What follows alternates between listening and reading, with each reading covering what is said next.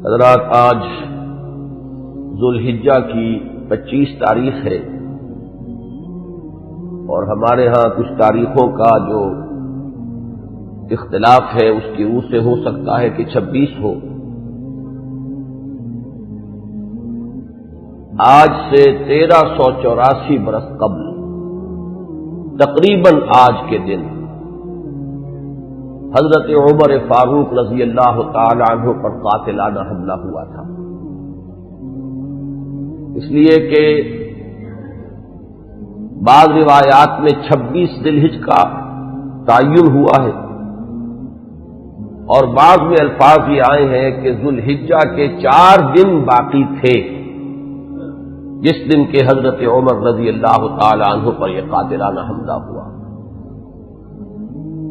حج سے واپسی کو ابھی چند ہی دن ہوئے تھے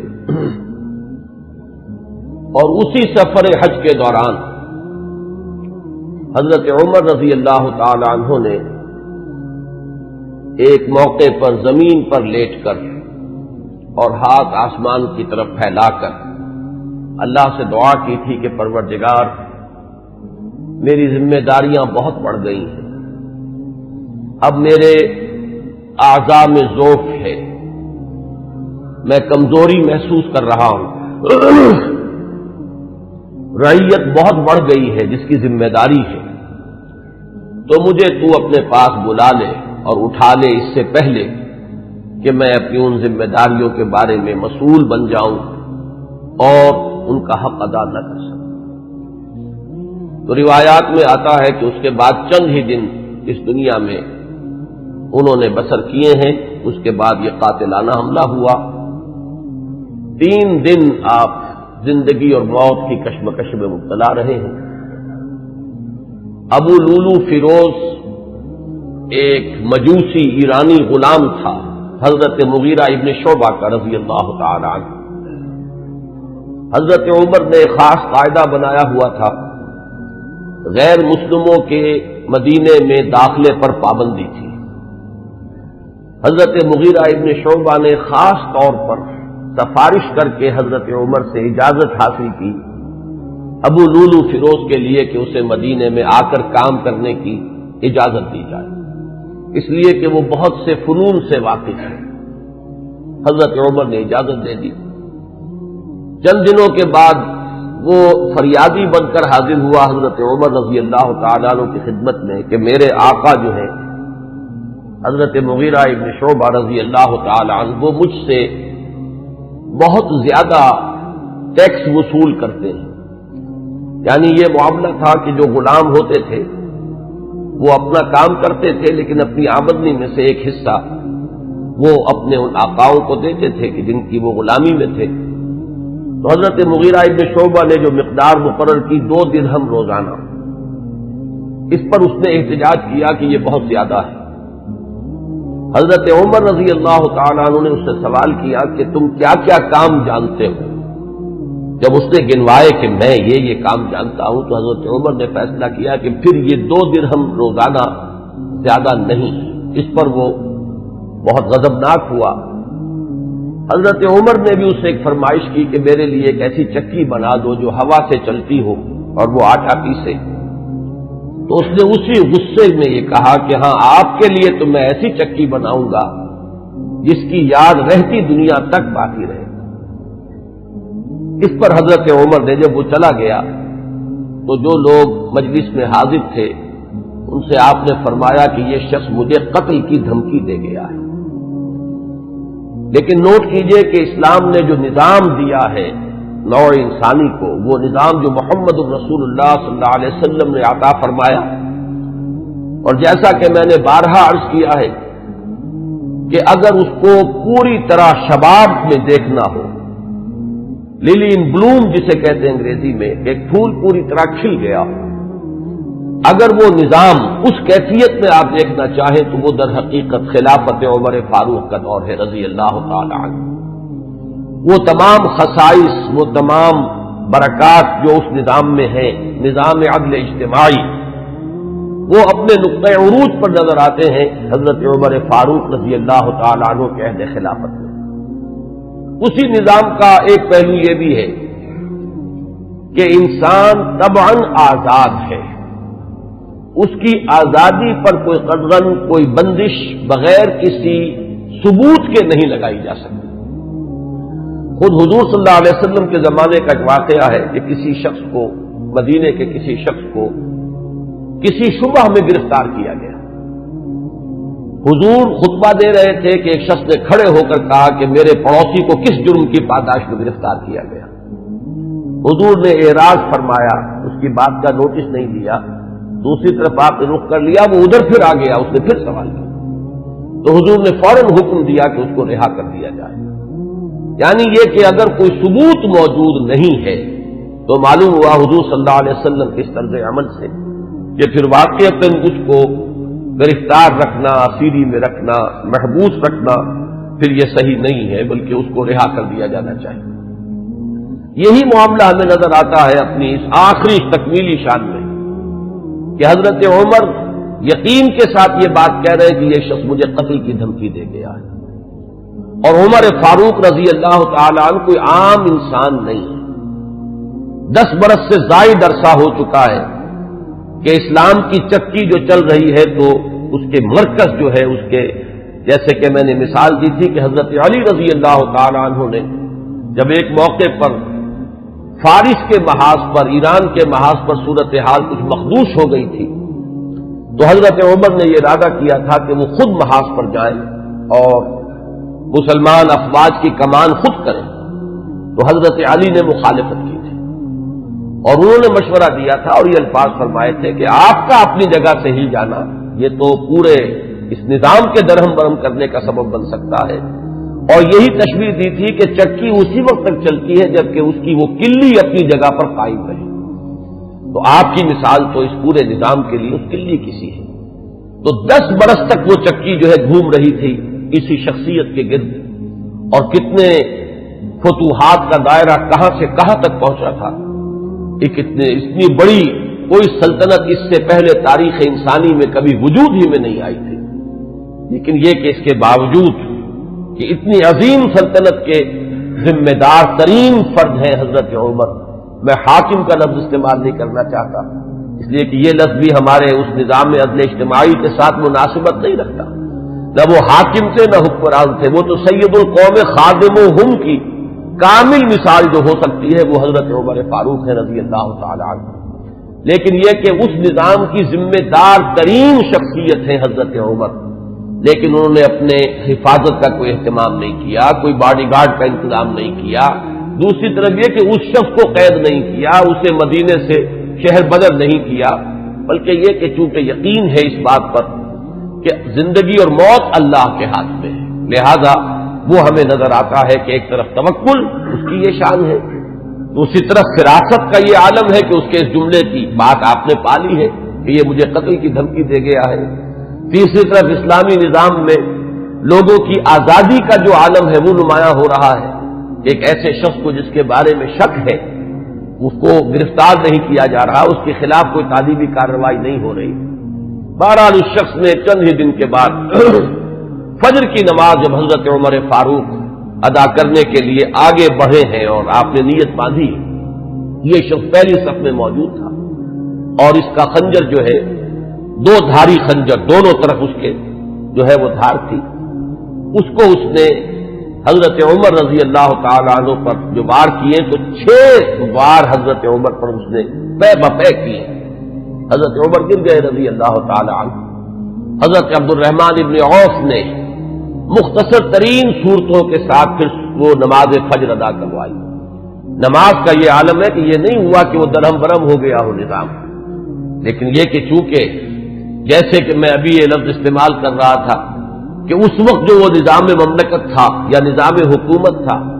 اس میں مرکزی حیثیت حضرت عمر فاروق کی تھی رضی اللہ تعالی عنہ، اسی طرح اسلام کے نظام میں یہ اقامت صلاۃ ہے کہ اس کی وہی اہمیت ہے کہ اگرچہ حضرت عمر فاروق زخمی ہو گئے، گر گئے، لیکن جماعت کا نظام تو درہم برہم نہیں ہوا ہے، نماز ادا کی گئی ہے 2 رکعتیں جو ہیں مختصر ترین قرات کے ساتھ۔ پھر لوگوں نے اس کو پکڑنے کی کوشش کی ہے تو اس نے مزید وار کر کے 13 افراد کو اور زخمی کیا۔ ایک شخص جب اس طریقے سے بکھرا ہوا ہو اور دوسرے لوگ تیار نہ ہو تو صورتحال سمجھ میں آتی ہے۔ ان میں سے 6 حضرات جو ہے وہ شہید ہو گئے۔ معاملہ صرف حضرت عمر کا نہیں، پکڑنے کی جب کوششیں ہر طرح سے ناکام ہو گئی تو کسی عراقی شخص کے بارے میں آتا ہے کہ اس نے کوئی کپڑا کمبل وغیرہ اس کے اوپر ڈالا ہے، تب وہ قابو میں آیا ہے، لیکن پھر اس نے فوراً خودکشی کر لی۔ حضرت عمر رضی اللہ تعالیٰ عنہ نے سوال کیا، جیسے ہی آپ اس قابل ہوئے کہ سوال کر سکیں کہ میرا قاتل کون ہے، جب بتایا گیا کہ وہی ابو لولو فیروز ہے تو آپ نے اللہ کا شکر ادا کیا کہ اللہ کا شکر ہے کہ میرا قاتل کوئی مسلمان نہیں ہے، یعنی جو بات کے 12-13 برس بعد ہونے والی تھی۔ حضرت عثمان رضی اللہ تعالیٰ عنہ کے قاتلین وہ جو بھی آپ انہیں کہے نام نہاد مسلمان تھے، کلمہ گو تھے، وہ محمد الرسول اللہ صلی اللہ علیہ وسلم کا کلمہ پڑھنے والے تھے، کلمہ شہادت کو انہوں نے اپنے لیے ڈھال بنایا۔ اس سے جو فتنہ شروع ہوا ہے جس کو میں اس سے پہلے بیان کر چکا ہوں کہ الفتنۃ الکبریٰ، سب سے بڑا فتنہ جو ہے وہ حضرت عثمان رضی اللہ تعالیٰ عنہ کی شہادت سے شروع ہوا ہے۔ اس سے پہلے یہ معاملہ اگرچہ حادثۃ الکبریٰ تو اسے آپ کہہ سکتے ہیں، بہت بڑا حادثہ ہے، لیکن یہ ہے کہ اس سے کسی فتنے کا آغاز نہیں ہوا، بلکہ یہ کہ اس کے بعد بھی وہ چکی اسی طرح چلتی رہی۔ کم و بیش 10 برس ہے حضرت عثمان رضی اللہ تعالیٰ عنہ کے عہد خلافت کے کہ وہ بھی اسی شان کے حامل ہے، وہی یکجہتی ہے، وہی امن و امان ہے، اسی طرح فتوحات کا سلسلہ جاری ہے، انقلاب محمدی علی صاحب الصلاۃ والسلام کا سیلاب جو ہے وہ بڑھ رہا ہے اسی شان سے، جو میں نے بارہا آپ کو سنایا ہے اقبال کا یہ مصرع کہ تھمتا نہ تھا کسی سے سیل رواں ہمارا، تو کم و بیش 10 برس اس کے بعد یہ کیفیت جاری رہی ہے، تو اس سے کسی بڑے فتنے کا آغاز نہیں ہوا۔ حضرت عمر رضی اللہ تعالیٰ عنہ پر یہ قاتلانہ حملہ ہوا ہے 26 یا یہ کہ 25، 26، 27 ان میں سے کوئی تاریخ ہوگی، 4 دن بقایا تھے۔ اب اگر 30 کا مہینہ ہو تو اس کی تاریخ اور بن جائے گی، 29 کا ہو تو کچھ بدل جائے گی، تقریباً وہ آج کا دن ہی پڑتا ہے، اور یہ ہے سن 23 ہجری۔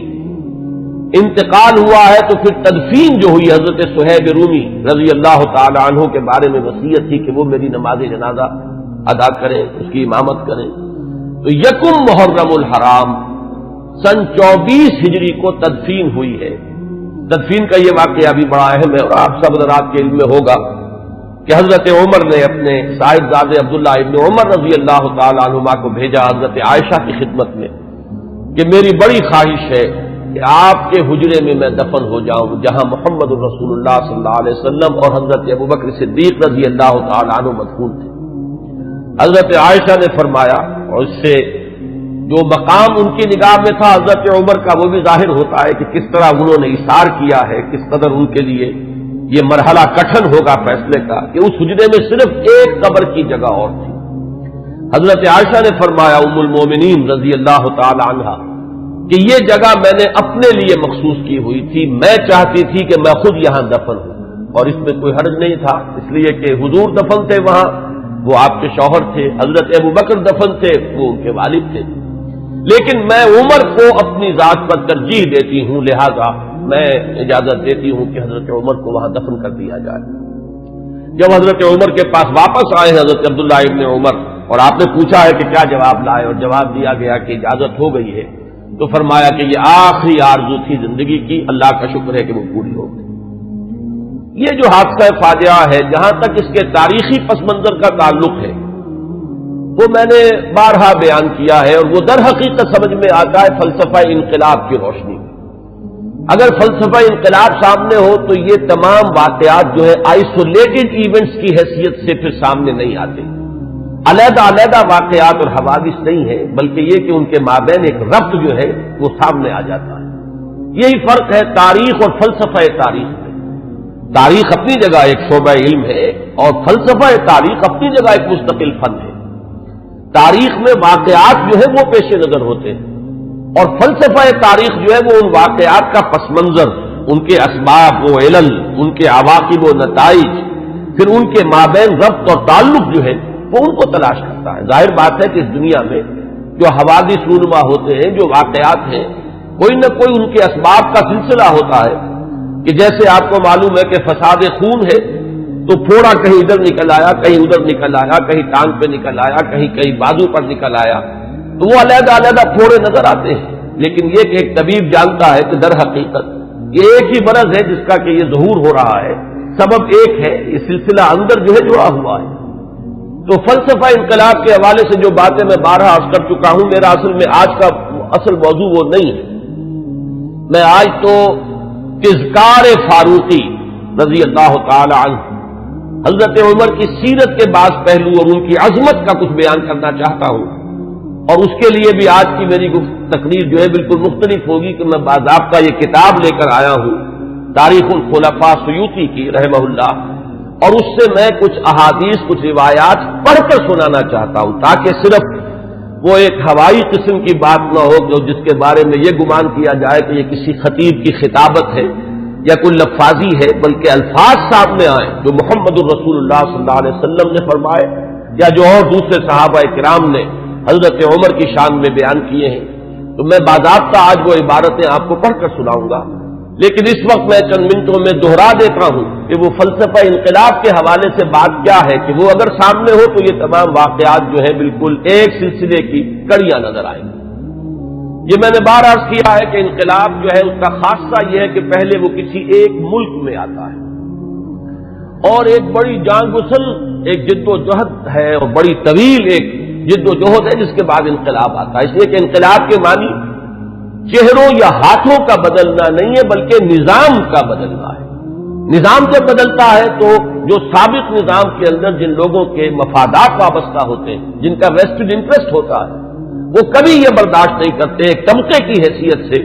کہ ان کے مفادات پر کوئی زد پڑے، وہ اسٹیٹس کو چاہتے ہیں کہ جیسا ہے ویسا رہے، اس میں کوئی تبدیلی بنیادی طور پر اس نظام میں نہ آئے۔ یہ تو ہو جائے کوئی حرج نہیں کہ ایک چچا نہیں تو بھتیجا آ جائے، بھتیجا نہیں تو چچا آ جائے، ایک بھائی نہیں دوسرا بھائی برسر اقتدار آ جائے، ایک جاگیردار نہیں دوسرا جاگیردار آ جائے، بہرحال وہ اپنا ہی بھائی بند ہے، وہ جاگیرداروں کے مفادات ہی کو پیش نظر رکھے گا، ایک سرمایہ دار نہیں دوسرا سرمایہ دار آ جائے، تو یہ تو ہو جائے کوئی حرج نہیں کہ گاؤں رفت اور خر آمد یا خر رفت و گاؤں آمد، اس میں کوئی حرج نہیں، لیکن کوئی بنیادی تبدیلی نہ ہو۔ انقلاب بنیادی طور پر نظام کو بدلتا ہے، لہذا بڑی زبردست جد و جہد اور کشمکش کے بعد یہ انقلاب دنیا میں آتا ہے۔ اس کے 6 مراحل میں نے بارہا بیان کیے۔ آخری چیز جو ہوتی ہے وہ یہ ہے کہ جب مخالف انقلاب قوتیں یہ دیکھتی ہیں کہ اب ہمارا بس نہیں چل رہا، یہ انقلاب تو اب جیسے آپ آج کل ایک الفاظ عوامی نعرے کے طور پر سنتے ہیں کہ آوے ہی آوے، کہ اب تو نظر آ رہا ہے کہ انقلاب تو آئے گا، اس کا کوئی راستہ روکنے والا نہیں ہے، تو آخری حربہ ان کا یہ ہوتا ہے کہ اس وقت وہ کونوں کھدروں میں دبک جاتے ہیں اور منتظر رہتے ہیں کہ پھر کبھی کوئی موقع آئے، کوئی بہت ہی مناسب موقع، کوئی اپارچن مومنٹ کہ اس پر پھر ہم ضربے کاری دوبارہ لگائیں، اس وقت دبک جاؤ، اس وقت جو ہے اپنے سر نیچے کرو۔ اس کو کہتے ہیں کاؤنٹر ریولیوشنری موومنٹ۔ تو حضور صلی اللہ علیہ وسلم کی 20 سالہ جد و جہد کے نتیجے میں جب عرب میں انقلاب کی تکمیل ہو گئی تو مخالف انقلاب قوتوں نے بھی اس وقت جو ہے گردن جھکا دی۔ وہ منتظر تھے کہ پھر کوئی موقع آئے تو ہم کھڑے ہو جائیں اور پھر اس انقلاب کو ناکام کریں۔ یہ در حقیقت ہوا ہے پھر خلافت ابوبکر صدیق رضی اللہ تعالیٰ عنہ کے زمانے میں۔ حضور کا انتقال ہوا، مسلمانوں کے دل زخمی تھے، مسلمانوں کا مورال ظاہر بات ہے، اس کا آپ تصور کیجئے کتنا جو ہے اس وقت مجروح ہو چکا تھا۔ اس وقت پھر یہ قوتیں ابری ہیں، ایک طرف تو نئے مدعیان نبوت کھڑے ہو گئے اسلام کی بےخنی کے لیے، دوسری طرف زکوٰۃ کے مانعین منکرین زکوٰۃ۔ منکرین زکوٰۃ کا مطلب یہ نہیں ہے کہ انہوں نے زکوٰۃ کا انکار کیا تھا، صرف یہ کہتے تھے کہ ہم حکومت کو ادا نہیں کریں گے، اپنے طور پر کریں گے۔ یہ دو قوتیں جو ابری ہیں دونوں کی دونوں اندرون ملک عرب سے ابری ہیں، کوئی باہر کی قوت اس میں نہیں تھی بلکہ اندرون ملک عرب، کیونکہ ابھی تک انقلاب کی تکمیل بھی تو عرب ہی کی حد تک ہوئی تھی، تو جو مخالف انقلاب قوتیں وہ بھی وہیں سے ابری۔ حضرت ابوبکر صدیق رضی اللہ تعالیٰ عنہ کے مناقب کا یہ بہت اہم باب ہے کہ ایک آئرن ول کے ساتھ، ایک آہنی عظیمت کے ساتھ، بلکہ یوں کہیے کہ کوہ ہمالیہ جیسی عظیمت کے ساتھ انہوں نے مقابلہ کیا اور ان تمام مخالف انقلاب تحریکوں کو اور قوتوں کو کچل کر، اور پھر انہوں نے ذمہ داری جو ہے سنبھالی حضرت عمر فاروق کو، اور بہت جلد وہ تو اللہ تعالیٰ کے حضور میں اور محمد الرسول اللہ صلی اللہ علیہ وسلم کی رفاقت کے لیے وہ آخرت میں روانہ ہو گئے۔ اب جو دور آیا ہے جس کا آغاز حضرت ابو بکر کے زمانے میں ہوا تھا، ویسے تو یہ کہ غزوہ تبوک اور غزوہ موتا حضور کی حیات طیبہ میں ہوئے ہیں، لیکن ابھی تک کوئی فتوحات کا دائرہ جو ہے حضور کے زمانے میں نہیں تھا۔ حضرت ابو بکر کے زمانے میں فتوحات کا معاملہ شروع ہوا، شام میں پیش قدمی ہوئی، کچھ عراق کے اندر بھی پیش قدمی ہوئی۔ یہ شام عرب، عراق عرب، اصل میں یہ عرب ہی کے ملک کے حصے ہیں جن پر کے چونکہ زرخیز علاقے تھے تو اس وقت کی دو سپر پاورز نے قبضہ کیا ہوا تھا۔ شام عرب پر قبضہ تھا سلطنت روما کا، اور عراق عرب پر قبضہ تھا سلطنت فارس کا، تو اصل میں تو یہ عرب علاقے تھے۔ بہرحال حضرت ابوبکر صدیق کے زمانے میں فتوحات ہوئی، کچھ شام میں کچھ عراق میں۔ پھر اصل جو فتوحات کا سیلاب تھا وہ حضرت عمر کے زمانے میں آگے آیا ہے، اور اس میں آپ کو معلوم ہے پورا شام فتح ہوا، پورا ایران فتح ہوا، اور کہاں سے کہاں تک حدود پہنچ گئے۔ اب جو مخالف انقلاب قوتیں ابھری ہیں، ظاہر بات ہے کہ وہ اب بیرون سے تھی۔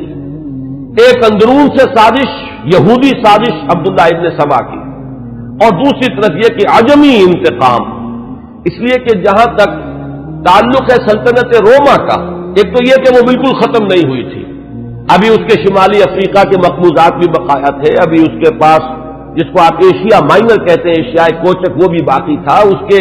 اور یورپین مقبوضات بھی ابھی باقی تھے، تو وہ بالکل ختم نہیں ہوئی تھی۔ صرف یہ ہے کہ یوں سمجھیے کہ ایک ٹانگ اس کی ٹوٹ گئی تھی کہ ویسٹ ایشیا سے تقریباً اسے بے دخل کر دیا گیا، جبکہ سلطنت ایران کا معاملہ یہ کہ وہ تو بالکل ختم ہو گئی، اس کی دھجیاں اڑ گئیں، اس کا کوئی وجود نہیں رہا۔ وہ جو سلسلہ چلا آ رہا تھا ان کے ہاں ایک شہنشاہی سلسلہ، وہ ختم ہو کر رہ گیا۔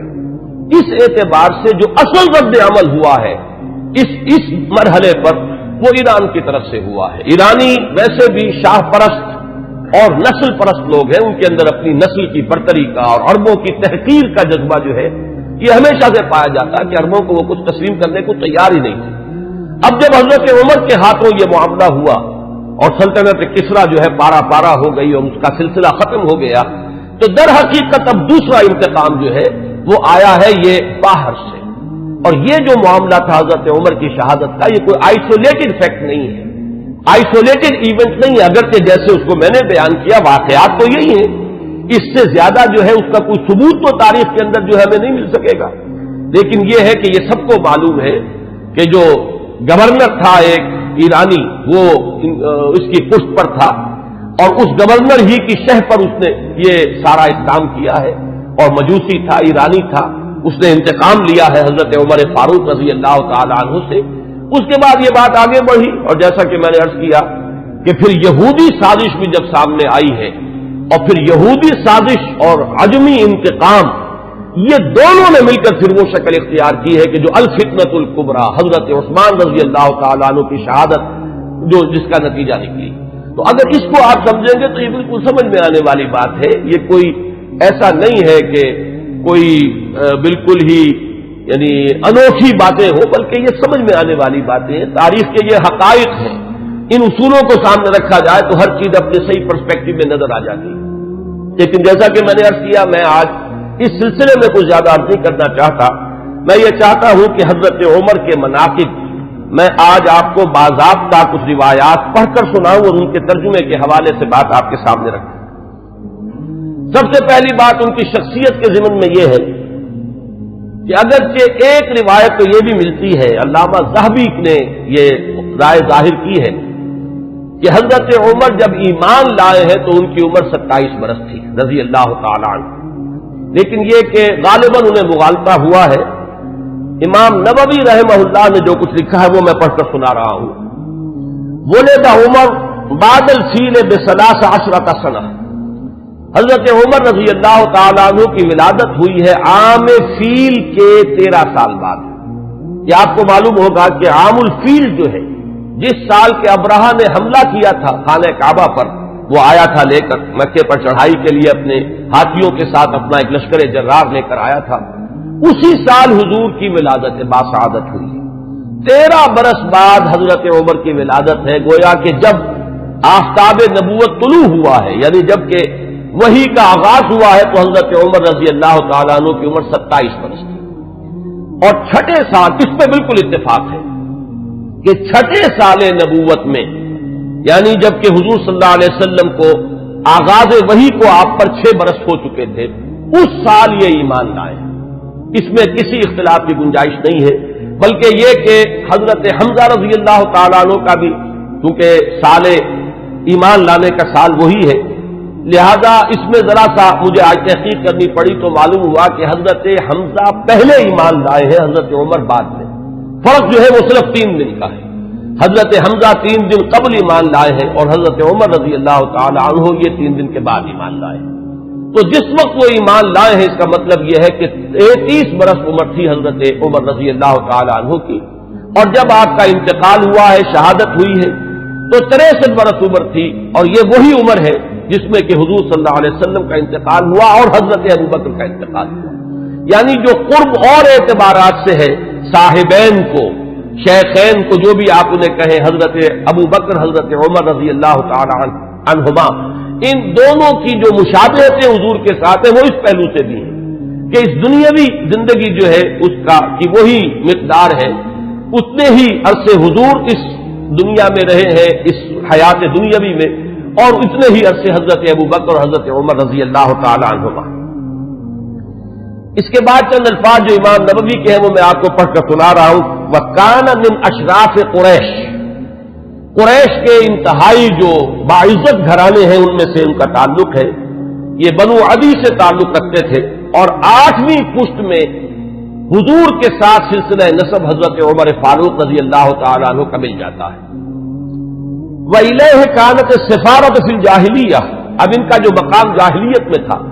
اس میں بھی سمجھیے ایام جاہلیت سے مراد ہے اسلام لانے سے پہلے جو ان کا مقام اپنے اس نظام میں تھا جو قبائلی نظام تھا عرب کے اندر، قریش میں ان کی حیثیت کیا تھی؟ تو وَإِلَيْهِ كَانَتِ السِّفَارَةُ فِي الْجَاهِلِيَّةِ كَانَتْ قُرَيْشُ إِذَا وَقَعَتِ الْحَرْبُ بَيْنَهُمْ أَوْ بَيْنَهُمْ وَبَيْنَ غَيْرِهِمْ بَعَثُوا سَفِيرًا أي رسولا وإذا نافرهم منافر او فاخرهم مفاخر بعثوه منافرا او مفاخرا۔ اب یہ قبائلی زندگی کا پورا نقشہ اس عبارت میں آ گیا ہے کہ جہاں کہیں کوئی جنگ ہوتی تھی، جھگڑا ہوتا تھا قریش کا خود اپنے اندر دو گھرانوں کے مابین، یا قریش کا بحیثیت قبیلہ کسی دوسرے قبیلے سے، تو حضرت عمر کو سفیر کی حیثیت سے بھیجا جاتا تھا، یہ ان کا مقام ہے۔ اور اگر کہیں کوئی مفاخرت ہو جاتی تھی، کہیں کسی بڑے شاعر اور خطیب نے کھڑے ہو کر وہ اپنے قبیلے کے جو ہے مفاخر بیان کیے، تو وہاں پر پھر مقابلے کے لیے بھی، اس تفاخر کے لیے بھی حضرت عمر کو بھیجا جاتا تھا۔ تو یہ ان کا مقام اپنی زندگی میں تھا۔ یہیں پر نوٹ کر لیجئے کہ حضرت ابوبکر صدیق رضی اللہ تعالیٰ عنہ کے بارے میں بھی میں نے آپ کو بتایا کہ اسلام لانے سے قبل قریش میں ان کا یہ مقام تھا کہ دیت کے فیصلے وہ کرتے تھے۔ قبائلی زندگی میں سب سے زیادہ نازک معاملہ ہوتا ہے مقدمات قتل کا فیصلہ، اور ظاہر بات ہے کہ اگر کہیں اپنے گھرانوں کے اندر ہی قتل کا معاملہ ہو گیا ہے تو جان کے بدلے جان کے بجائے اس میں کوشش کی جاتی تھی کہ جو بھی خون بہا ہے وہ دے کر تو جو قاتل ہے کیونکہ اپنے ہی قبیلے کا فرد ہے اس کی جان بچائی جائے۔ اب اس میں تعین کرنا کہ کتنا خون بہا ہو، یہ کام جو ہے حضرت ابوبکر رضی اللہ تعالیٰ عنہ کے سپرد تھا، تو اس سے بھی اندازہ ہوتا ہے کہ ان کا مقام اپنے اس نظام میں جو پہلے سے قائم تھا وہ کیا تھا۔ بالکل اسی طرح کا معاملہ جو ہے وہ حضرت عمر رضی اللہ تعالیٰ عنہ کا۔ حضرت عمر کے اسلام کے بارے میں بہت سی روایات آپ نے سنی ہوں گی، اور میں بھی پہلے کئی مرتبہ بیان کر چکا ہوں۔ میں نے جو اس دور میں مزید مطالعہ کیا تو معلوم ہوا کہ بعض روایات اور بھی ہیں کہ جس سے یہ اندازہ ہوتا ہے کہ جو ان کی ہمشیرہ اور بہنوئی حضرت فاطمہ بنت خطاب اور حضرت سعید ابن زید رضی اللہ تعالی عنہما، ان کے ساتھ جو واقعہ ہوا، اندازہ ایسا ہوتا ہے کہ وہ در حقیقت وہ آخری ضرب تھی جو حضرت عمر کے دل پر لگی ہے۔ اس سے پہلے بھی بعض مواقع پر کچھ ایسے ان کے ساتھ واقعات پیش آ چکے تھے کہ جس سے ان کے دل کے اندر ایک کشمکش جو ہے وہ شروع ہو چکی تھی۔ مثلا بعض روایات میں آتا ہے کہ ایک مرتبہ حضور صلی اللہ علیہ وسلم جب آ رہے تھے خانہ کعبہ کی طرف تو حضرت عمر نے بھی پیچھا کیا، اور وہ مخالفانہ انداز میں پیچھا کیا، لیکن حضور پہلے پہنچ چکے تھے، آپ نے نماز کے لیے نیت باندھ لی تھی، تو اب حضرت عمر جو ہے خاموشی سے سنتے رہے قرآن مجید، اور اس کا ان کے دل پر ایک اثر ہوا۔ انہوں نے اپنے دل میں کہا کہ یہ شخص بہت بڑا شاعر ہے، واقعہ یہ کہ یہ کلام جو یہ پڑھ رہا ہے اس وقت یہ تو بہت ہی اعلیٰ کلام ہے، بہت اونچا کلام ہے۔ تو معلوم یہ ہوا کہ کہیں نہ کہیں وہ جو ہے بیج وہ پڑ رہا تھا۔ اسی طرح ایک رات کے وقت ایسا ہوا ہے کہ حضرت عمر کی کسی ہمشیرہ کو وہ ولادت کا مرحلہ درپیش تھا، تو کسی دائی وغیرہ کی تلاش کے لیے وہ نکلے ہیں رات کو۔ اس وقت انہوں نے دیکھا کہ حضور اور آپ کے ساتھ چند اور لوگ ہیں جو کھڑے ہیں اور نماز پڑھ رہے ہیں، تو خانہ کعبہ کے پردوں میں چھپ کر آپ نے پھر حضرت عمر نے اس وقت وہ سنا کہ یہ کیا پڑھ رہے ہیں، اور اس سے بھی ان کا کہنا یہ ہے کہ میرے دل کے اندر ایک کشمکش شروع ہو چکی تھی۔ یہ بات جو ہے نفسیاتی اعتبار سے سمجھ میں آتی ہے۔ بسا اوقات ایسا ہوتا ہے کہ ایک شخص کے اوپر ایک کسی حقیقت کا انکشاف ہو رہا ہے تدریجاً، لیکن ابھی وہ جو پچھلی عصبیتیں ہیں، اپنے آبائی عقائد یا اپنے آبائی دین کے ساتھ جو ایک جذباتی تعلق ہے، وہ ابھی اتنا مضبوط ہے کہ ریزسٹ کر رہا ہے، اندر ہی اندر وہ کشمکش جو ہے وہ جاری ہے۔ لیکن ان روایات سے یہ معلوم ہوتا ہے کہ وہ واحد واقعہ نہیں ہے جو اس وقت ہوا، بلکہ یہ کشمکش ہو رہی تھی۔ وہ آخری بات جو ہے جسے میں تشبیہ کہا کرتا ہوں کہ غبارے کو پھاڑنے والی چیز جو ہے وہ تو وہی واقعہ ہے جو حضرت فاطمہ کے ساتھ یعنی ان کے ہمشیرہ کے ساتھ پیش آیا ہے، ان کے اور ان کے بہنوئی اور بہن کے مابین، کہ حضرت عمر تو نکلے تھے فیصلہ کر کے کہ بس اب تلوار ننگی لے کر کہ حضور کا میں خاتمہ کر کے گھر واپس آؤں گا اور جو ہونا ہے ہو لے، لیکن یہ کہ یہ جو کلکل ہو رہی ہے اور یہ جھگڑا جو قریش کے اندر ہو گیا ہے، گھر گھر جو ہے فساد ہے، باپ بیٹے سے جدا ہو رہا ہے، بھائی بھائی سے کٹ گیا ہے، بیوی شوہر سے علیحدہ ہو رہی ہے، تو یہ فساد ہم کب تک برداشت کریں گے؟ تو جو اس فساد کا سبب ہے اس کو ختم کر دیا جائے، پھر دیکھا جائے گا جو ہوگا۔ یہ جو میں کہہ رہا ہوں جو دیکھا جائے گا جو ہوگا، اس میں بھی جب تک قبائلی پس منظر سامنے نہ ہو یہ بات سمجھ میں نہیں آئے گی کہ جو چیز انہیں روک نہیں تھی حضور کے خلاف اقدام کرنے پر قریش کو، کفار قریش کو، وہ یہی بات تھی کہ حضور کا جو گھرانہ ہے بنی ہاشم وہ حضور کے پشت پر تھا، اور قبائلی زندگی میں یہ ہوتا ہے کہ اب عقیدہ جو ہے بہرحال بنو ہاشم کے فرد ہے اور خاندان کی حمایت حاصل ہے۔ اگر حضور کے خلاف کوئی اقدام کرتے تو بنو ہاشم ان کی مدافعت میں اور ان کے ساتھ جو ہے میدان میں آ جائیں گے۔ نتیجہ یہ نکلے گا کہ قریش کے دو گھرانے آپس میں ٹکرا جائیں گے، یا قریش کے مابین جو ہے ان کے اپنے اندر جو ہے ایک کشمکش شروع ہو جائے گی، اور یہ چیز جو ہے جیسے کہ ایک عام محاورہ بھی ہے کہ house divided amongst itself can not stand, تو ہمیں جو مقام حاصل ہے پورے عرب میں، جو سیادت اور قیادت اور چودراہٹ ہماری چل رہی ہے، اگر ہم آپس میں لڑ پڑے تو پھر وہ ہماری قیادت اور سیادت جو ہے چودراہٹ وہ ختم ہو جائے گی۔ یہ روک تھا قریش، جو کفار قریش ہے ان کے راستے میں یہ رکاوٹ تھی کہ حضور کے خلاف کوئی اقدام نہیں کر رہے تھے۔ بالآخر حضرت عمر نے طے کیا اب جو ہو سو ہو، اب تو میں یہ کام کر کے رہوں گا۔ اس وقت وہ چلے ہیں، لیکن یہ کہ درمیان میں بعض روایات میں نام آتا حضرت حذیفہ رضی اللہ تعالی عنہ، اور غالباً یہ ابو سفیان کے بیٹے ہیں جو ایمان لا چکے تھے۔ حضرت عمر کو معلوم نہیں تھا، انہوں نے جب دیکھا کہ تیمر جو ہے بہت ہی اس وقت عمر کے بدلے ہوئے ہیں، پوچھا کیا معاملہ ہے؟ کہ میں جا رہا ہوں کہ آج تو بس فیصلہ چکا کے آؤں گا اور محمد کو میں قتل کر دوں گا صلی اللہ علیہ وسلم۔ انہوں نے بڑی حکمت سے کام لے کر رخ موڑ دیا کہ تم پہلے اپنے گھر کی خبر تو لو، تمہاری بہن اور تمہارے بہنوں ہی مان لا چکے۔ اب جو جلال کا عالم ہوا ہوگا عمر کا رضی اللہ تعالیٰ عنہ، اس کا آپ اندازہ کیجئے، جس قدر غضبناک ہو کر وہ گئے ہیں، اور دروازہ جو ہے وہ دھڑدھڑایا تو وہ اندر اس وقت جو ہے حضرت خباب بن الارت آئے ہوئے تھے رضی اللہ تعالیٰ عنہ، اور وہ انہیں سورہ طٰہٰ ابھی نازل ہوئی تھی، تو میاں بیوی جو ہے حضرت سعید ابن زید اور فاطمہ بنت خطاب جو ان کی زوجہ ہے حضرت سعید کی، انہیں وہ سورہ طٰہٰ پڑھا رہے تھے، تو اسی میں یہ پہنچ گیا، اندازہ ہو گیا عمر ہے، تو انہوں نے چھپایا حضرت خباب کو تو کہ ان کے تو آتے ہی شاید تھر ہی قلم کر دے، میں تو پھر بھی بہن ہوں، اور یہ شوہر جو ہے نہ صرف یہ کہ بہنوئی ہے بلکہ چچا زاد بھائی ہے، اس لیے کہ حضرت عمر کے والد خطاب اور دادا نفیل ہی کے بیٹے تھے حضرت زید۔ میں حضرت اس لیے کہہ رہا ہوں اگرچہ وہ حضور پر وحی کے آغاز سے پہلے جو ہے ان کا انتقال ہو گیا، لیکن موحد کامل تھے وہ، اور ان کے بیٹے حضرت سعید، تو یہ چچا زاد بھائی ہیں آپس میں، تو چچا زاد بھائی بھی ہے بہنوئی بھی ہے، تو کچھ نہ کچھ بات تو کرے گا۔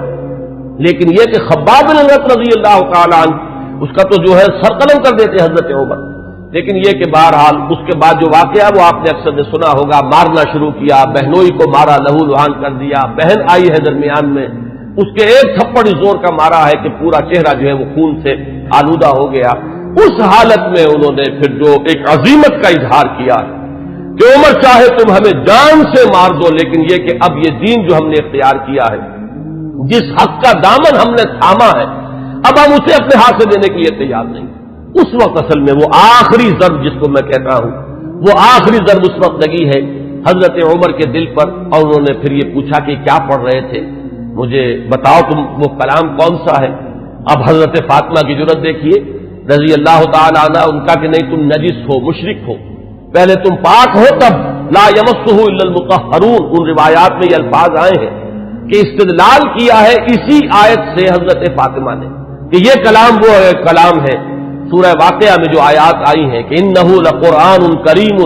فی کتاب مکنون لا یمسہ الا المطہرون، اسے ہاتھ نہیں لگا سکتے۔ تو وہ صحیفے تھے اور آگ سے تھے، کچھ جن پر لکھی ہوئی تھی سورہ طٰہٰ، انہوں نے غسل کیا اور پھر وہ جیسے جیسے پڑھتے گئے معلوم ہوا کہ وہ حجابات جو رہے سہے تھے وہ بھی اترتے چلے گئے، تانا بانا جو ہے دل دھلتا چلا گیا، اور وہ پھر اس کے بعد حاضر ہوئے ہیں تو دروازے پر بیت ارقم میں جہاں حضور اس وقت مقیم تھے، دروازے پر حضرت حمزہ کا نام بھی آتا ہے کہ حضرت حمزہ بھی وہاں پہرے پر تھے جبکہ حضرت عمر پہنچے ہیں، لیکن یہ کہ پھر وہ ایمان لائے۔ تو یہ واقعہ جو ہے اور حضرت عمر کے مزاج کے بارے میں، یہ صدیقین اور شہداء اور ان کے خاص مزاج، یہ میں تفصیلاً پہلے بیان کر چکا ہوں، اس لیے اسے نہیں دہرا رہا۔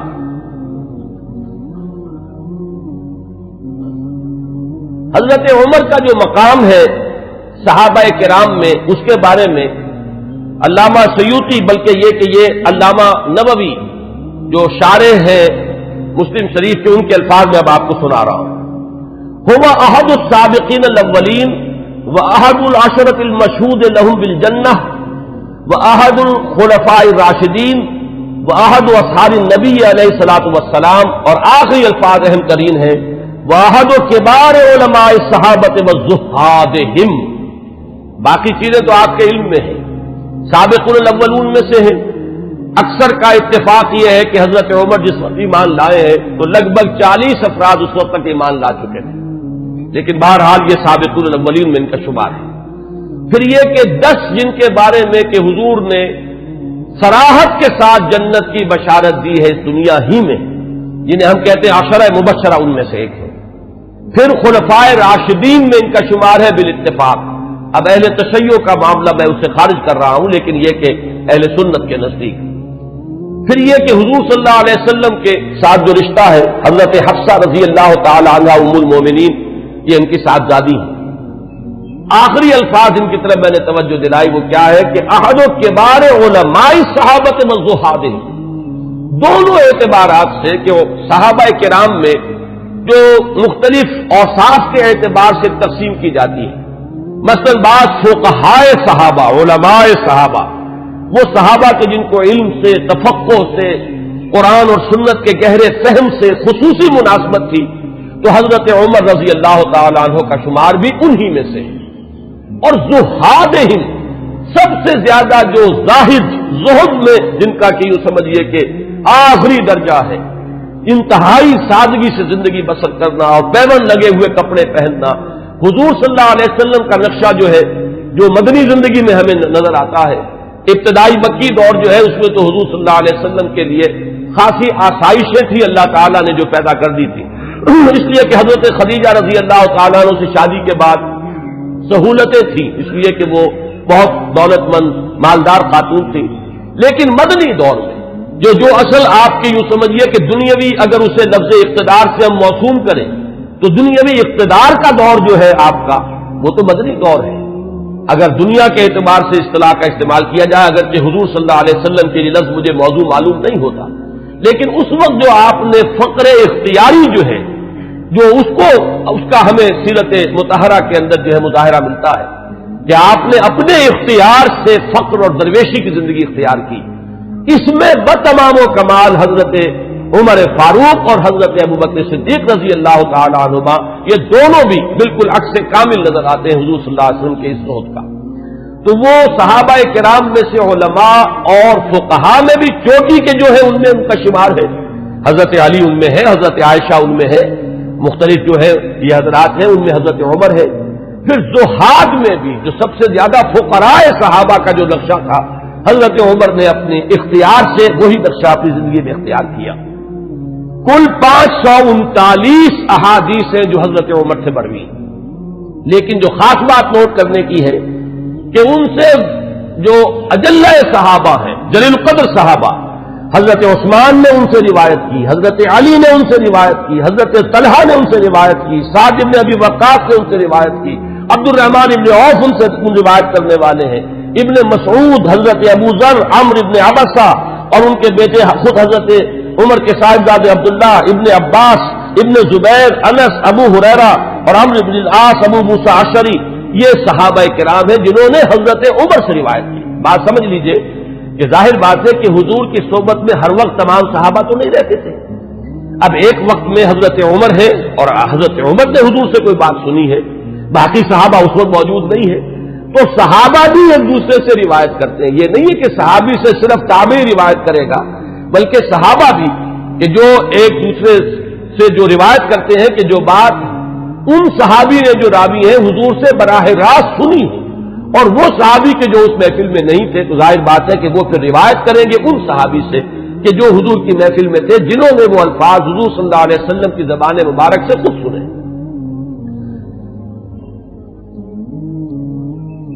दो रिवायात अब मैं आपको सुना रहा हूं हजरत उमर के इस्लाम के ज़िमन में जो हुजूर की दुआ मंकूल है। एक दुआ जो है इसमें मशहूर है, आम तौर पर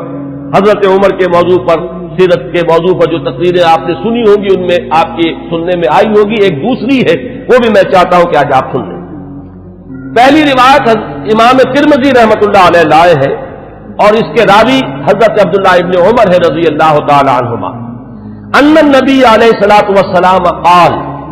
हुजूर सल्लल्लाहु अलैहि वसल्लम ने फरमाया, अल्लाहुम्मा अइज़्ज़िल इस्लाम बिअहब्बि हाज़ैनि अर्रजुलैनि इलैक उमर इब्न अल-खत्ताब और बेअबी जहल इब्न हिशाम। और इसी रिवायत को तिबरानी ने हजरत इब्न मसऊद और हजरत अनस रज़ी अल्लाह तआला अन्हुमा से रिवायत किया। गोया कि ये तीन रिवायतें हैं, लेकिन ये कि सनद के एतबार से जो इमाम तिरमिज़ी की रिवायत है वो चूंकि ऊंची है लिहाजा मतन उसका दिया है। बाकी ये रिवायत जो है तिबरानी लाए है हजरत अब्दुल्लाह इब्न मसऊद से और हजरत अनस से रज़ी अल्लाह तआला अन्हुमा कि ऐ अल्लाह, इन दो अशखास में से जो तुझे महबूब हो उसके इस्लाम के जरिए से इस्लाम को इज्जत अता फरमा। कौन है वो दो अशखास? हजरत उमर रज़ी अल्लाह तआला अन्हु, उमर इब्न अल-खत्ताब और अम्र इब्न हिशाम। अबू जहल उसकी असल में कुन्नियत है, नाम उसका अम्र था। ये उमर है, वो अम्र है।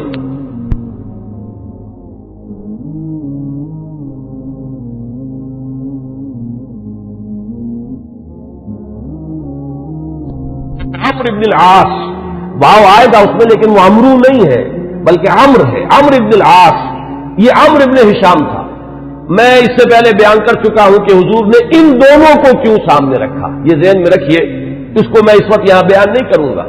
कि शख्सी औसाफ के एतबार से शुजाअत, बहादुरी, जिस चीज को तस्लीम कर ले फिर उसके लिए गर्दन कटवाने के लिए तैयार हो जाना। एक वो लोग होते हैं जो हकीकत को तस्लीम भी कर लेते हैं, लेकिन ये कि फिर भी वो आगे नहीं बढ़ते, पीछे ही रहते, बच बच कर चलते हैं और वो अपना दामन जो है बचाकर जो है किसी चीज का साथ भी देते हैं तो तहफ्फुज़ात के साथ देते हैं। एक वो लोग होते हैं जो बात कबूल कर ले फिर हर के बाद आबाद, अब गर्दन भी कटवा देंगे, जान दे देंगे। इन एतबारात से मुशाबहत है हजरत उमर की शख्सियत में और अबू जहल की शख्सियत में। उसने भी गर्दन कटवा दी बिलफेल अपने उस दीन बातिल के लिए, और उसकी जो वो कैफियत है वो बारहा मेरे बयान में आप सुन चुके हैं कि जब गर्दन काटी जा रही थी तब भी उसने ये कहा था कि मेरी जरा नीचे से गर्दन काटना, ताकि जब उसको अब तुम रखो चढ़ाओ किसी नेजे के ऊपर तो ऊंची नजर आए, मालूम हो किसी सरदार की गर्दन। तो ये मिजाज हजरत उमर का भी इस्लाम लाने से पहले मिजाज यही था। पहलवान आदमी थे तो काश के मेलों में शहजोरी का मुजाहरा किया करते थे, कुश्तियां किया करते थे।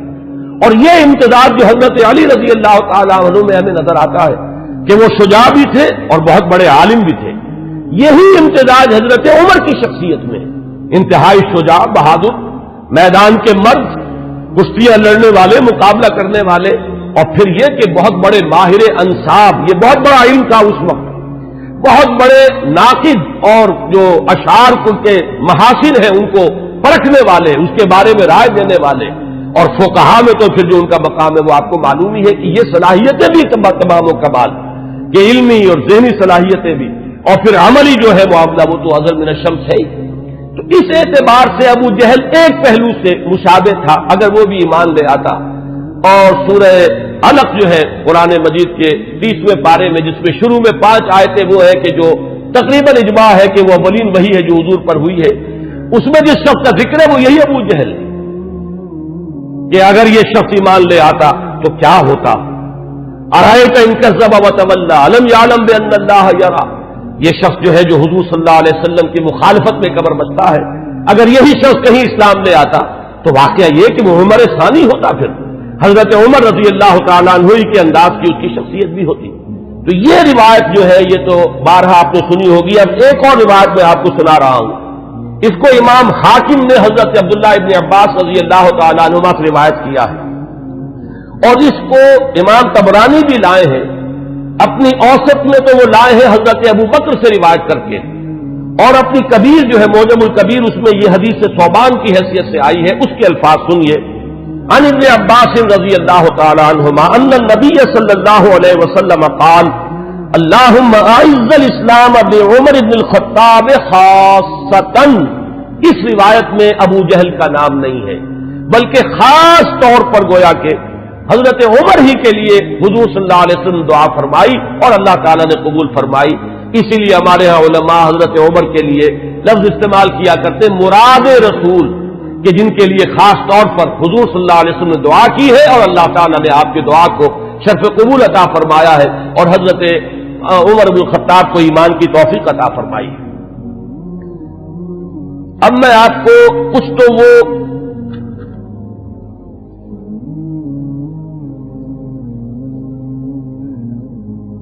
اس سے پہلے کہ میں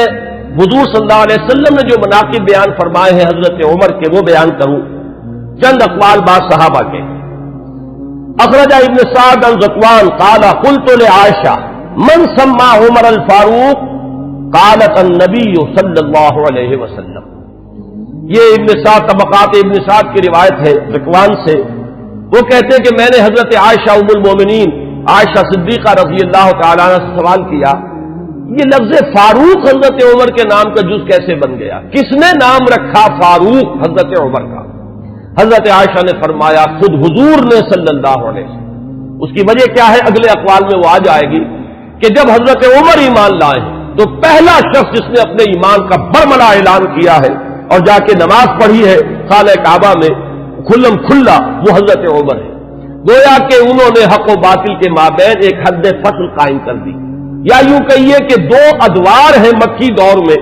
ان دو ادوار میں حد فاصل ہے، فرق کر دینے والے حضرت عمر ہیں. باقی بات صحابہ کے اقوال میں آپ کو اور سنا رہا ہوں تاکہ ان کی بھی آپ کے سامنے جو کنٹینٹ ہے واضح ہو جائے. واخرج ابن ماجہ والحاکم عن ابن عباس رضی اللہ عنہما. امام ابن ماجہ یہ تو آپ کو معلوم ہے کہ صحاح ستہ میں شامل ہے، اور امام حاکم نے روایت کیا ہے حضرت عبداللہ ابن عباس رضی اللہ تعالی عنہما سے قال وہ فرماتے ہیں لما اسلم عمر رضی اللہ عنہ نزل جبرائیل فقال یا محمد صلی اللہ علیہ وسلم لقد استبشر اہل السماء باسلام عمر. جب حضرت عمر ایمان لائے تو حضرت عبداللہ ابن عباس فرماتے ہیں کہ حضرت جبرائیل حاضر ہوئے حضور کی خدمت میں صلی اللہ علیہ وسلم علیہ الصلوۃ والسلام، اور انہوں نے یہ فرمایا کہ اے نبی صلی اللہ علیہ وسلم آسمان والے بھی خوشیاں منا رہے ہیں عمر کے اسلام لانے سے. واخرج البخاری عن ابن مسعود رضی اللہ عنہ قال ما زلنا عزة منذ اسلم عمر رضی اللہ عنہ. حضرت ابن مسعود رضی اللہ تعالیٰ عنہ سے روایت ہے، امام بخاری کی روایت ہے، یہ صحیح بخاری کی روایت. وہ فرماتے ہیں کہ جب ایمان لے آئے حضرت عمر تو پھر ہم پر کمزوری نہیں رہی، پھر ہم قوت والے ہو گئے، عزت والے ہو گئے. اب وہ بات نہیں رہی کہ ہم دبے دبے تھے، بلکہ ہماری بھی اب جو ہے ہمتیں بڑھ گئی. ابن سعد کی روایت ہے طبرانی اور ابن سعد کی ابن مسعود سے رضی اللہ تعالی عنہ، یہ ان کا قول ہے. کان اسلام عمر فتحا وکانت ہجرتہ نصرا وکانت امامتہ رحمتا وَلَقَدْ رَأَيْتُنَا وَمَا نَسْتَطِيعُ أَن نُّصَلِّيَ إِلَى الْبَيْتِ حَتَّى أَسْلَمَ عُمَرُ فَلَمَّا أَسْلَمَ عُمَرُ قَاتَلَهُمْ حَتَّى تَرَكُونَا فَصَلَّيْنَا. حضرت عبداللہ ابن مسعود جو ہے یہ مناقب میں بیان فرما رہے ہیں، حضرت عمر کا اسلام لانا گویا کہ اسلام کی فتح تھی، ان کی ہجرت اسلام کی نصرت تھی، ان کی امامت اسلام کے حق میں رحمت تھی، اور ہم اپنے آپ کو دیکھتے تھے، یعنی ایمان لا چکے تھے لیکن ہم بیت اللہ میں نماز نہیں پڑھ سکتے تھے جب تک کہ عمر اسلام نہیں لے آئے۔ جب عمر اسلام لے آئے تو پھر انہوں نے مقابلہ کیا کفار کا، تو انہوں نے پھر ہم سے تعارض کرنا چھوڑ دیا، اب ہم نے بیت اللہ میں نمازیں پڑھنی شروع کر دی۔ یہی وہ لفظ ہے جس کی وجہ سے کہ حضرت عمر فاروق قرار پا رہے ہیں۔ واخرج ابن سعد والحاکم عن حذیفہ رضی اللہ عنہ لما اسلم عمر كان الاسلام كالرجل المقبل لا يزداد الا قربا فلما قتل عمر كان الاسلام كالرجل المدبر لا يزداد الا بعدا۔ یہ بہت ہی حکیمانہ قول ہے حضرت حذیفہ کا رضی اللہ تعالی عنہ، اور اسے امام حاکم نے اور ابن سعد نے دونوں نے روایت کیا ہے۔ یہ حضرت حذیفہ فرما رہے ہیں کہ جب حضرت عمر اسلام لے آئے تو اسلام ایک آنے والے شخص کے مانند ہو گیا کہ جو شخص آ رہا ہو وہ ہر لحظہ آپ سے قریب تر ہوتا چلا جا رہا ہے۔ گویا کہ یہ اسلام کی ترقی کا ایک اور اسلام کے اقبال کا یہ ایک کی علامت بنا ہے حضرت عمر کا اسلام لانا۔ ولما قتل عمر، اور جب عمر شہید کر دیے گئے رضی اللہ تعالی عنہ، کان الاسلام كالرجل المدبر، تو اب اسلام ایک جانے والے شخص کے مانند ہو گیا، لا یزداد الا بعدا، کہ جو جانے والا ہے وہ ہر قدم جو اٹھاتا ہے وہ ہم سے اور دور ہوتا چلا جاتا ہے۔ گویا کہ اسلام کی عزت کا جو نقطۂ عروج ہے، کلائمیکس ہے، وہ حضرت عمر کی ذات ہے کہ در حقیقت ان کے ساتھ ہی اسلام کا دور اقتدار شروع ہوا، غلبہ دور۔ وہ حدیث جو ہے بہت اہم ہے جو امام مسلم لائے ہیں حضرت ابو ہریرہ رضی اللہ تعالی عنہ سے، کہ حضور نے فرمایا بدا الاسلام غریبا وسیعود کما بدا فطوبى للغرباء۔ اسلام کا جب آغاز ہوا ہے تو وہ اجنبی سا تھا، لوگ اس کے جاننے پہچاننے والے نہیں تھے، کچھ اس کے ہمدرد و غمخوار نہیں تھے، بلکہ اصل میں تو مخالفت تھی، مقابلہ تھا۔ حضور نے فرمایا کہ اب اگرچہ دور آ گیا ہے کہ اسلام کو غلبہ حاصل ہو گیا، لیکن عنقریب اسلام پھر اسی حالت کو لوٹ جائے گا۔ تو تہنیت ہو، مبارکباد ہو، خوشخبری ہو ان لوگوں کے لیے جو جب اسلام حالت غربت کو پہنچ جائے تو وہ بھی اسلام کے دامن سے وابستہ رہے، چاہے وہ خود بھی لوگوں کے اندر جو ہے ان کو پہچانا نہ جائے، اجنبی ہو کر رہ جائیں، انہیں دقیانوسی کہا جائے، لیکن وہ اسلام کے دامن سے وابستہ رہے، ان کے لیے تہنیت اور مبارکباد ہے۔ اس حدیث میں سمجھیے تو یوں کہا جا سکتا ہے کہ حضرت عمر ہے وہ حد فاصل، کہ وہ بدا الاسلام غریباً سے اسلام کا جو دور اقتدار شروع ہو رہا ہے، غلبے کا دور، قوت اور عزت کا دور، وہ حضرت عمر کی ذات سے ہے، اور پھر جو ڈھلوان شروع ہو گئی ہے وہ بھی حضرت عمر رضی اللہ تعالیٰ عنہ کی شہادت سے۔ واخرج طبرانی عن ابن عباس رضی اللہ عنہما قال اول من جہر بالاسلام عمر بن الخطاب، سب سے پہلے جس شخص نے اسلام کا اعلان کیا علی الاعلان وہ حضرت عمر ہے۔ یہ حضرت عبداللہ ابن عباس رضی اللہ تعالیٰ عنہما کا قول ہے۔ ہجرت کے ضمن میں بھی ایک روایت ہے، میں چاہتا ہوں کہ اگرچہ اس کا ذکر پہلے بھی آیا ہے لیکن آج لفظاً میں سنا دینا چاہتا ہوں۔ اخرج ابن عساکر عن علی رضی اللہ عنہ، اس روایت کے راوی حضرت علی ہیں۔ قال ما علمت احد الحاجر الا مختفیا الا عمر بن الخطاب، حضرت عمر فرماتے میں نہیں جانتا کسی بھی شخص کو مگر یہ کہ اس نے ہجرت کی ہے خفیہ طریقے پر سوائے عمر بن الخطاب، یعنی جو بھی ہجرت کے لیے نکلتا تھا خفیہ طریقے سے نکلتا تھا، لوگوں کو معلوم نہ ہو جائے، خام خواہ راستہ روکیں گے، کوئی تکلیف پہنچائیں گے، سوائے حضرت عمر کے۔ اب آپ اس حضرت علی رضی اللہ تعالیٰ عنہ کی زبان سے حضرت عمر کی جو ہجرت ہے اس کا پورا واقعہ سنیے۔ فَإِنَّهُ لَمَّا هَمَّ بِالْهِجْرَةِ، اس لیے کہ جب حضرت عمر نے ارادہ کیا ہجرت کا، تَقَلَّدَ سَيْفَهُ، تو انہوں نے اپنی جو ہے تلوار جو ہے وہ لی، گردن میں ڈالی، وَتَنَكَّبَ قَوْسَهُ، اپنی کمان جو ہے وہ اپنے کندھے میں ڈالی، وَانْتَقَضَ فِي يَدِهِ أَسْهُمًا، اور اپنے ہاتھ میں تیر بھی لے لیے تیار کہ کمان سے کے ساتھ جو ہے وہ تیر جو ہے ہاتھ میں موجود ہو۔ وَأَتَى الْكَعْبَةَ، اور آئے وہ مسجد حرام میں کعبے کے پاس، وَأَشْرَافُ قُرَيْشٍ بِفِنَائِهَا، اور قریش کے بڑے بڑے سردار جو ہیں وہ کعبے کے صحن میں، یہی جس وقت مسجد حرام کہلاتی ہے، خانہ کعبہ تو وہی گھر ہے اس کے ساتھ جو صحن ہے یہ فنا ہے اس کا صحن ہے. فطاف سبعا، تو 7 چکر لگائے حضرت عمر رضی اللہ تعالیٰ عنہ نے اسی کیفیت کے اندر خانہ کعبہ کے. ساتھ ہی آپ کو معلوم ہوگا اشواط ہوتے ہیں جب عمرے کے لیے یا حج کے اندر جب بھی وہ طواف کیا جاتا تو ساتھ ہے. ثم صلی رکعتین عند المقام، پھر مقام ابراہیم کے پاس آ کر پورے سکون سے 2 رکعتیں پڑھی. ثم اتی حلقہم واحد واحدۃ، پھر جو لوگ بیٹھے ہوئے تھے ایک ایک کے پاس آ کر انہوں نے کہا فقالت شاہق الوجوہ، لوگ چہرے جو ہے وہ کملا گئے، عزت ختم ہوئی. اور اس کے بعد فرمایا من اراد ان تسکلہ امہ او ییتم ولدہ او ترمل زوجتہ، جس شخص کی بھی یہ خواہش ہو کہ اسے روئے اس کی ماں اور یتیم ہو جائے اس کے بچے اور بیوہ ہو جائے اس کی بیوی، فلیلقنی وراء ھذا الوادی، تو وہ آئے اور اس وادی کے پیچھے ذرا مجھ سے مقابلہ کر لے. یہ اعلان کر کے ذرا الفاظ غور کیجئے، جس کا بھی ارادہ ہو، جو چاہتا ہو کہ اسے اس کی ماں روئے اور اس کے بچے یتیم ہو جائیں اور اس کی بیویاں یا بیوی جو ہے وہ بیوہ ہو جائے، تو ذرا آ جائے میرا مقابلہ کر لے. فرمایا حضرت علی فرماتے فما تبعہ منہم احد، ان میں سے کسی کو یہ جرأت نہیں ہوئی کہ وہ حضرت عمر کا پیچھا کرتا. اس کے بعد اب چند احادیث میں آپ کو سنا رہا ہوں جو حضرت عمر کی شان میں، اگرچہ امام سیوطی نے تو یہ بہت سے اس میں نقل کیے ہیں، لیکن میں یہ چاہتا ہوں کہ صرف صحاح کی جو روایات ہے وہ آپ کو سناؤں.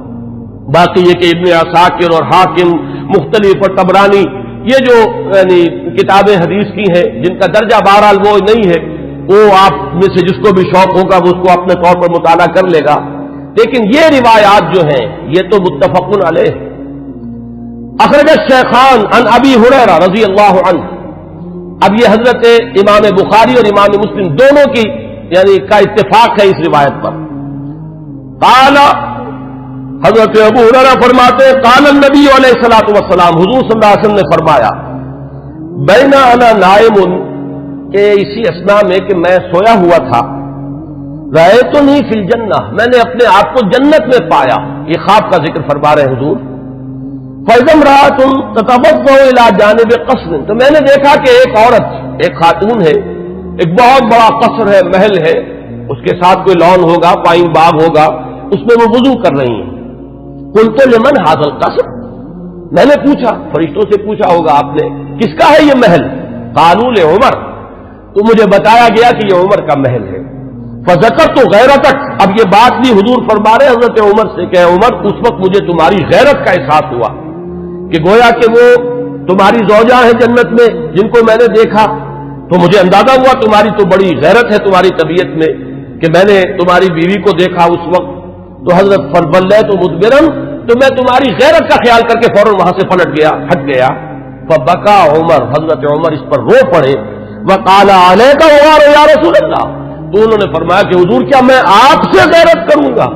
کیا اس کا کوئی امکان ہے کہ میری غیرت جو ہے وہ آپ کے معاملے کے اندر اس طریقے سے جاگے؟ بہرحال اس حدیث نے حضرت عمر کا جو مقام ہے اس کو واضح کیا. پھر سنیے، اخرج الشیخان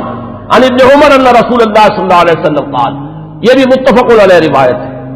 حضور نے فرمایا بینا انا نائم شربت، میں ایک سویا ہوا تھا، خواب ہی میں نے پیا، یعنی اللبن، کیا پیا؟ دودھ پیا. حتی انظر الری یجری من اظفاری، اتنا پیا کہ وہ جو اس کے تر و تازگی اس سے پیدا ہوئی، میں نے محسوس کیا کہ اس کا اثر میرے ناخونوں تک پہنچ گیا. وہ تازگی جو ہے یا وہ قوت جو حاصل ہوئی اس سے وہ میرے ناخونوں سے ٹپک رہی ہے، بہہ رہی ہے. ثم ناولتہ عمر، پھر میں نے وہ پیالہ جو ہے وہ عمر کو دے دیا. قالوا فما اولتہ یا رسول اللہ، صحابہ نے پوچھا حضور آپ نے اس خواب کی کیا تعبیر کی؟ قال العلم، حضور نے فرمایا وہ پیالہ وہ علم کا پیالہ ہے جس سے میں نے سیر ہو کر پیا، اور پھر میں نے وہ پیالہ عمر کے حوالے کر دیا اور اس نے اس سے پیا. پھر سنیے تیسری حدیث، اخرجہ الشیخان، پھر اس حدیث کے راوی بھی دونوں ہیں امام بخاری امام مسلم. عن ابی سعید الخدری رضی اللہ عنہ، حضرت ابو سعید خدری فرماتے ہیں قال سمعت النبی صلی اللہ علیہ وسلم، حضور صلی اللہ علیہ وسلم سے میں نے خود سنا، یقول، یہ فرماتے ہوئے بینا انا نائم رأیت الناس عرضوا علی وعلیہم قمص، میں سویا ہوا تھا، میں نے دیکھا بہت سے لوگ میرے سامنے پیش کیے گئے، انہوں نے قمیصیں پہنی ہوئی ہیں لیکن ان قمیصوں کا سائز جو ہے بڑا مختلف ہے۔ فمنها ما یبلغ الصدع، ان میں سے کچھ ایسے بھی تھے کہ جن کی قمیضیں صرف سینے تک پہنچتی تھیں۔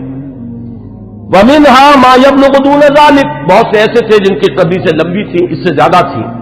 وعرض علی عمر، اور اب میرے سامنے عمر کو پیش کیا گیا، وعلیہ قمیص یجرہ، ان پر اتنی لمبی قمیص تھی، اتنی لمبی قمیص پہنی ہوئی تھی، زیب تن کیے ہوئے تھے کہ وہ اسے گھسیٹ رہے تھے، یعنی وہ پیچھے پیچھے جو ہے، جیسے کہ پچھلے زمانے کے اندر بادشاہوں کا رواج ہوتا تھا ان کے، اور یہ ہمارے ہاں بھی جو جانگلیوں میں آپ نے دیکھا ہوگا تہمت جو ہے وہ زمین میں گھسٹتا ہوا چلے اپنے فخر اور غرور کے اظہار کے لیے، وہ نقشہ جو ہے کہ وہ اپنے اس قمیص کو گھسیٹ رہے ہیں۔ قالا، تو لوگوں نے پوچھا، قالو فما اولتہ یا رسول اللہ، حضور آپ نے اس کی کیا تعبیر فرمائی؟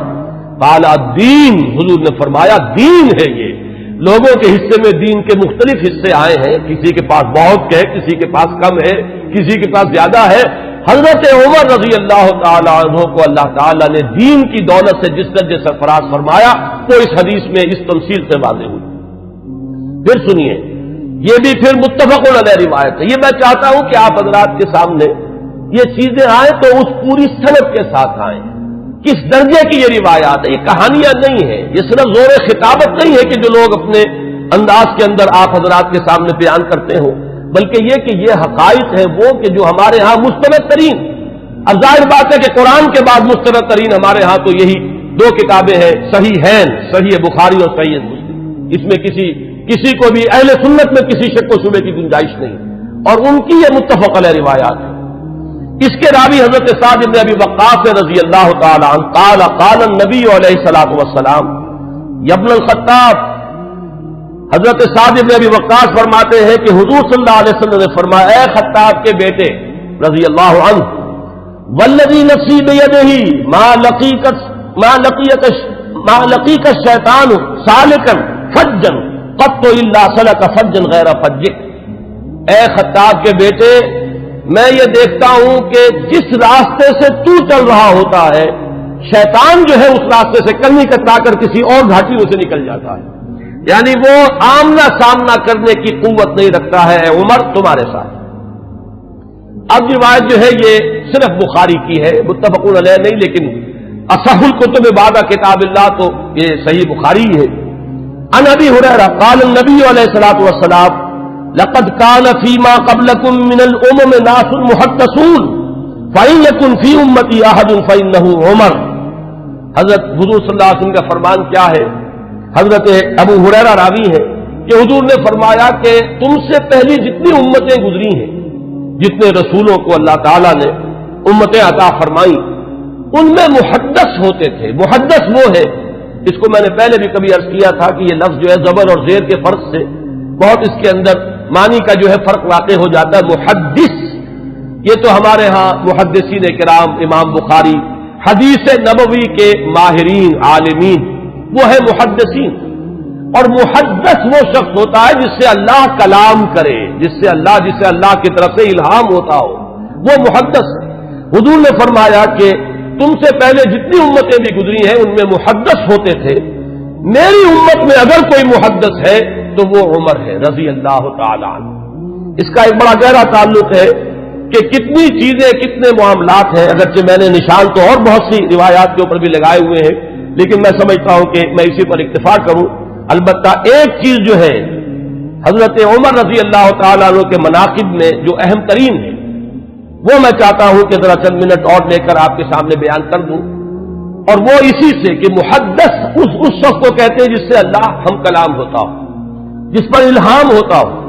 جس کا ملأ اعلیٰ کے ساتھ اتنا گہرا روحانی تعلق ہو، جس کی ذہنی مناسبت ہو کہ جو بات جو ہے دین میں ابھی آئی نہیں ہے وہ بھی حضرت عمر رضی اللہ تعالیٰ عنہ کے مزاج کی مناسبت سے ان پر منکشف ہو جاتی تھی۔ چنانچہ آپ نے خطبوں میں، ہمارے ہاں اہل سنت کے خطبوں میں جب مختلف نام لیے جاتے ہیں خلفائے راشدین کے، تو ہر ایک کی شان میں کچھ الفاظ بارہا آپ نے سنے ہوں گے۔ چنانچہ حضرت ابوبکر کے بارے میں الفاظ آتے ہیں کہ تمام لوگوں میں انبیاء کے بعد بالاتفاق جو افضل ترین انسان ہے وہ حضرت ابوبکر ہے. حضرت عمر کے بارے میں الفاظ آتے ہیں الذی کان رأیہ موافقا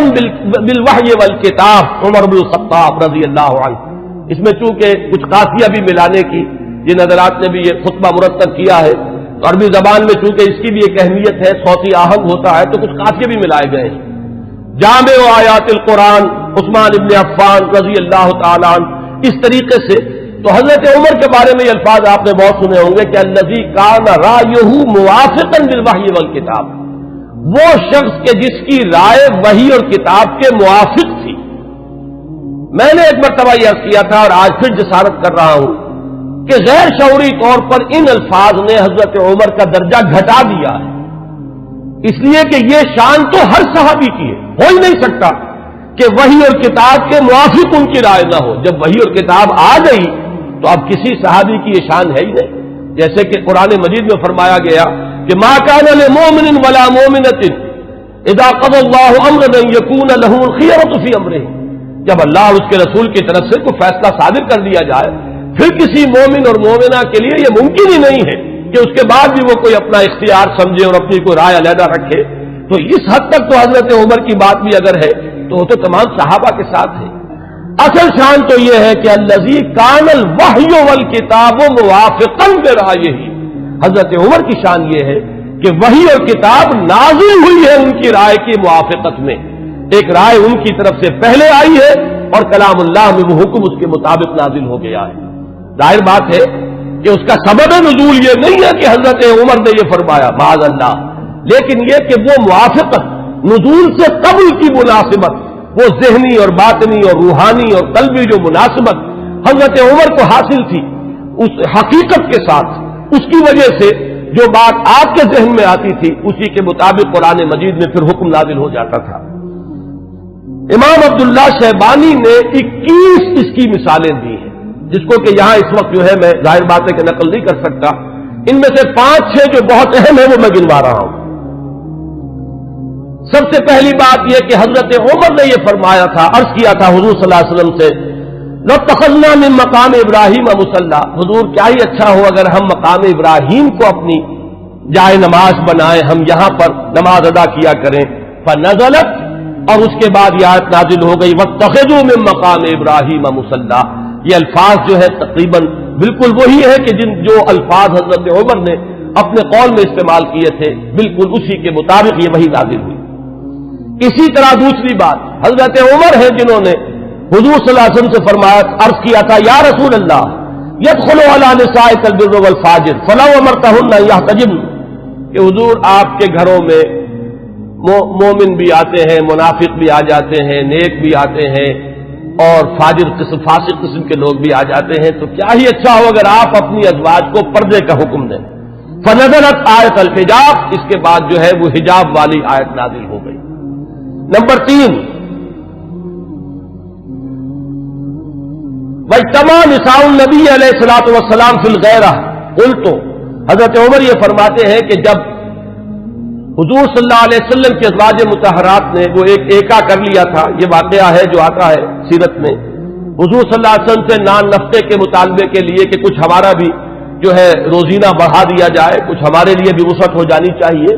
جیسے حضرت فاطمہ حاضر ہوئی تھی حضور کی خدمت میں کہ اب تو عام لوگوں کے گھروں کے اندر جو ہے بڑی خوشحالی ہے تو مجھے بھی کوئی کنیز یا غلام عنایت ہو جائے. اسی طرح ازواج مطہرات کا معاملہ ہے، انہوں نے بھی اسی دلیل سے کہ اب تو عام لوگوں کے گھروں کے اندر بڑی خوشحالی ہو گئی ہے تو کچھ نہ کچھ ہمیں بھی وسعت اور کشادگی کا انتظام کر دیا جائے. تو جب یہ معاملہ ہوا تو حضرت عمر نے یہ کہا تھا،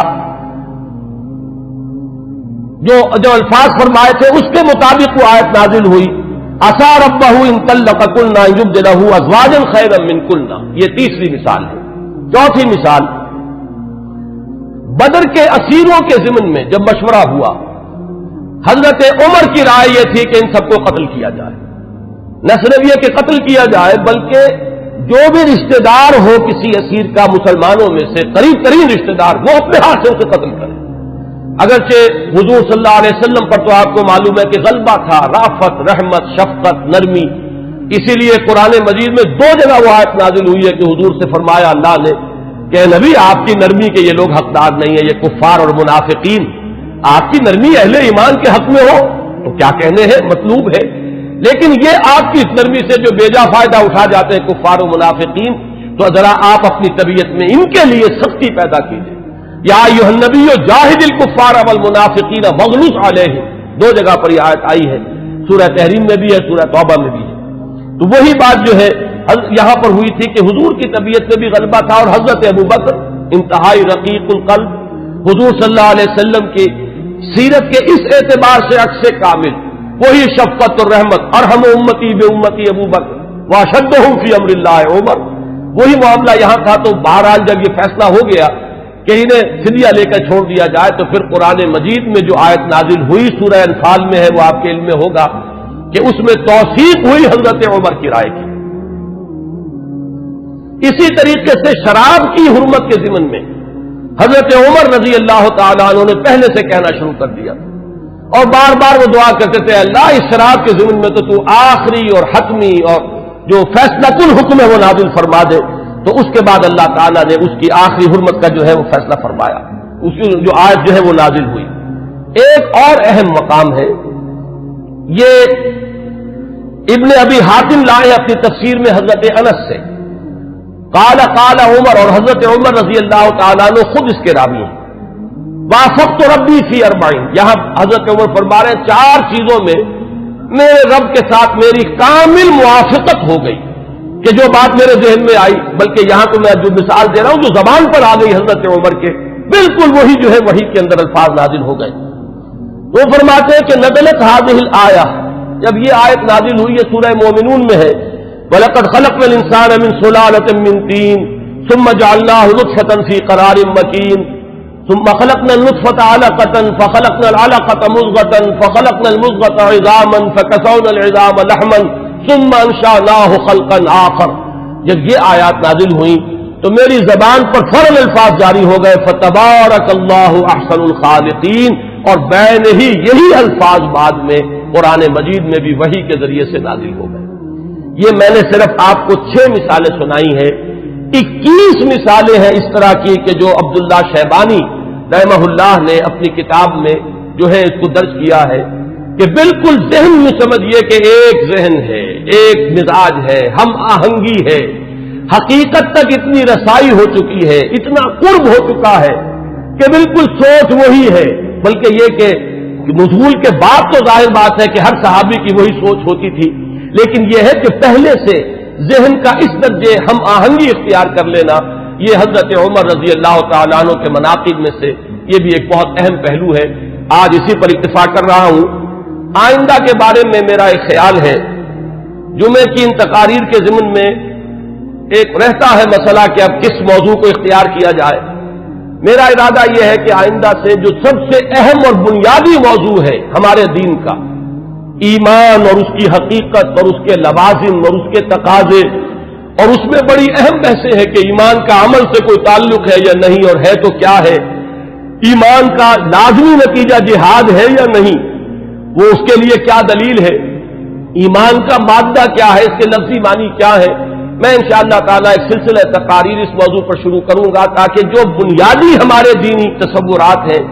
ان میں اگر کہیں کوئی کمی ہے تو وہ اللہ تعالیٰ اس کے ذریعے سے پوری کر دے، اور پھر ہمارے اندر وہ جذبہ ابھرے کہ جو ایمان کے اصل تقاضے ہیں ان کو ہم ادا کرنے کے لیے کمر بستہ ہو جائیں۔ اقول قولی ھذا واستغفر اللہ لی ولکم ولسائر المسلمین والمسلمات۔